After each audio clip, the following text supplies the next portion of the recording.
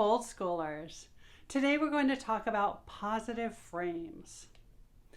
8-year-old Jackson told me that he liked homeschooling because he got to go on vacation during the year and he could just do his school from wherever he was. He said that his friends near his house who went to regular school got long vacations sometimes while he worked throughout the whole year. I thought he was lamenting the fact, but then he surprised me when he said how much he liked being able to work all year round. He said in a whisper, "It means I'll be a lot smarter than them because I get so much more time to learn." I thought that was a pretty powerful perspective for a kid to have about working when his friends were playing.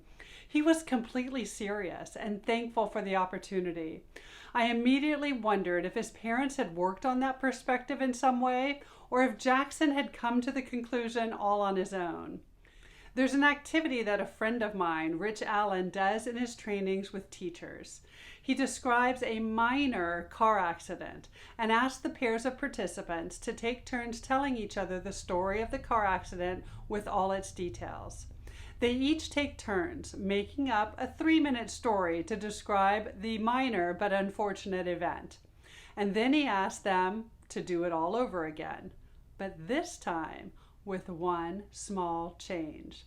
He asked them to tell the story over again as if it was the best and greatest, most wonderful thing that ever happened to them, even if they have to lie a little bit. Everyone inevitably starts nervously laughing, wondering how the heck are they going to make something so obviously bad into something marvelous. With a little creativity, participants find that they can indeed change the story into a positive one. Sometimes that involves attractive men and women in the other car, old friends, and other more serious accidents that were avoided.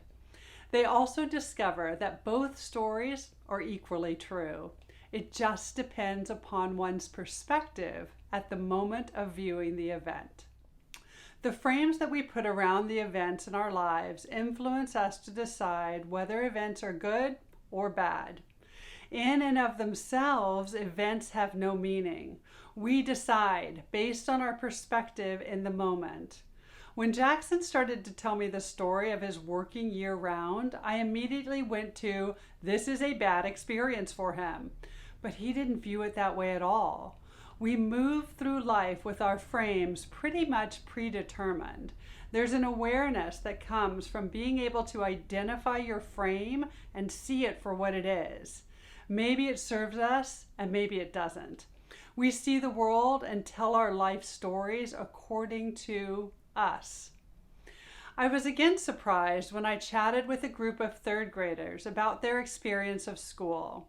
Matthew went to a fairly structured program twice a week after doing mostly self-directed learning for the duration of his educational life. He started to tell me about the vendor program he attended and that they had tests every morning. I listened, waiting for the revelation of how horrible the tests were and how he hated that part of his day. Instead, Matthew began to tell me that he considered taking the morning tests as one of the best parts of his day. He liked the tests in the morning. He looked forward to them, and he also liked getting to play soccer later in the day. I sat there marveling at him and once again telling myself that I can assume nothing.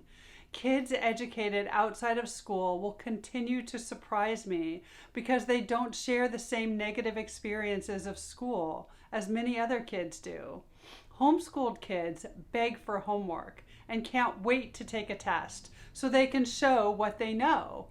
There's little comparison to others, replaced instead by opportunities to master what isn't yet known. There aren't any grades and nothing to fear from incorrect answers. It's just feedback that can be applied immediately towards better understanding. We each have our own negative and positive frames dredged forward from our childhood and other past experiences. Be aware of those frames so we don't put them onto our children. We might like or not like particular subject areas. We may find it hard to take notes or study, or maybe we just don't like the structure of school. Our kids, however, may love what we despise because the motivation behind what they do is probably a get to, not a have to. That makes all the difference. Celebrations in an environment of optimism can fuel a positive frame. You might brighten your learning environment through music, cups of tea, special snacks, sparkly pens or paper, a change of location to learn outside under a tree with the dog or underneath a blanket fort. Adding a bit of magic to the space can brighten a daily frame. Time for flow activities, often considered play, and time for recovery, all are musts for a positive frame as well.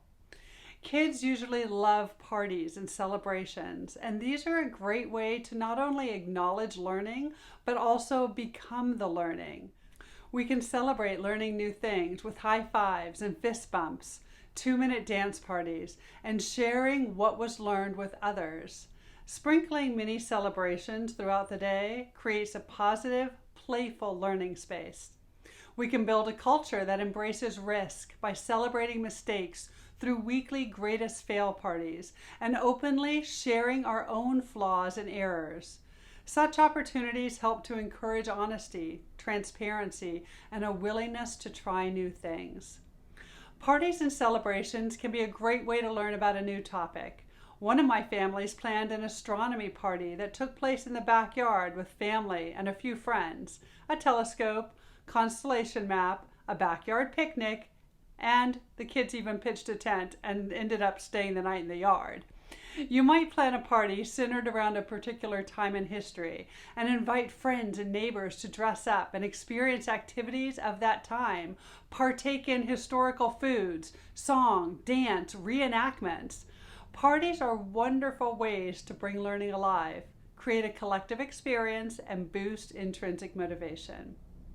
Our kids take their cues from us, and often our tone, our mood, and our frame is the one that's most contagious.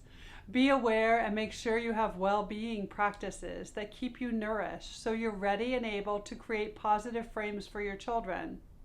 Leave me a comment.